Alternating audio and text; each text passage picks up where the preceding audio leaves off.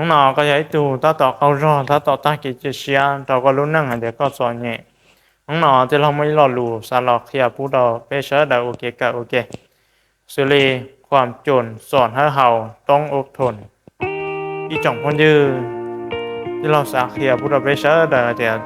ส่วนหนึ่งสตูแล้วก็รู้หนึ่งลองเทียรู้หนึ่งเป่าเตาวิอยู่จู่ยอหลอนได้เพื่อจุดที่จะเกิดสอนเนี่ยน้องนอก็อยู่รอสอนเนี่ยน้องนอก็รู้หนึ่งปงปาก็สอนตาเกิดเชียจะเขารอเพื่อหนึ่งยอเพื่อจุดที่เกิดสอนเนี่ยเพื่อจะเลี้ยงมูเขียเพื่อจุดที่เกิดยัวเพื่อจะเลี้ยงจุดวัวชัวจะชัวยาเชิดเราก็เพื่อมั่วเทียเพื่อเต่าชัวตัวที่นั่งมันเนี่ย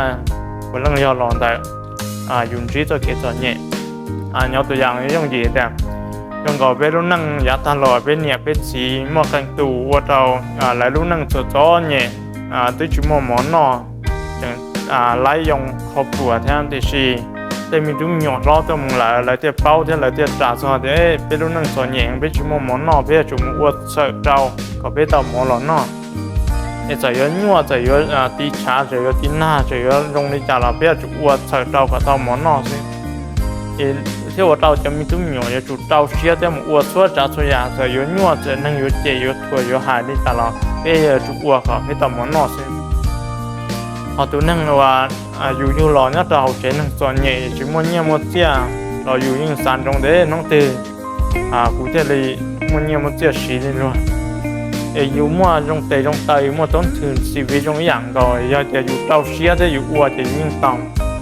จะ在อยู่เนี่ยที่ตอนเนี่ยเราอยู่เจ้าเช่นรออยู่ชาโรเต้หมดเนี่ยอยู่ชาโรเต้หมดเช่นชาโรเต้หมดเฉยเจเป๊ะวัวซึ่ง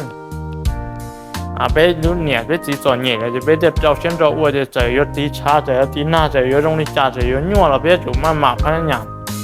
วิ要做给ตอนเนี่ย我哋เป๊ะตุนชีเป๊ะตุปอเป๊ะตุวัวเกียนเป๊ะตุย้อนดาวเกียนจะที่เราเป๊ะเจ้าเสียเป๊ะจะเลี้ยวัวขันดาวชอบเลยตัวจัดตัวอย่างเนาะอยู่วัวเต่าที่อยู่วัวเราอยู่นั่งลงเป่าเต่าอย่างเราได้อยู่ตัวเก๋ว่าอยู่ที่ขอนว่าอยู่ที่ขอ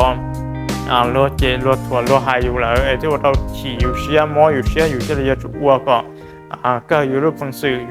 ยู่ตีชาตีหน้าอยู่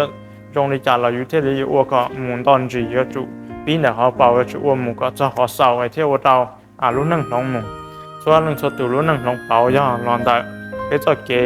เป็นจีขอตัวเนี่ยเบียดูยอดตรงเต๋อเบียดูตัวเจ้าเขาเกจเนี่ยที่ว่าเราเบียดูเกี่ยวชัวจัดสุยาวัวชัวจัดสุยาเชิดเจ้าก็เป็นมุสเกจเนี่ยเนาะจอเตาที่เป็นเต๋อตรงเต๋อสเกจเนี่ยเนาะมั้งในว่าให้เดี๋ยวก็ยังดูเราปอเราน้องหลายเดี๋ยวว่าเราก็ทีสาก็เดี๋ยวเราเชียก็วัวกันเต๋าชับเลยก็เราหนึ่งหลงเนี่ยได้น้องตอนได้เนาะ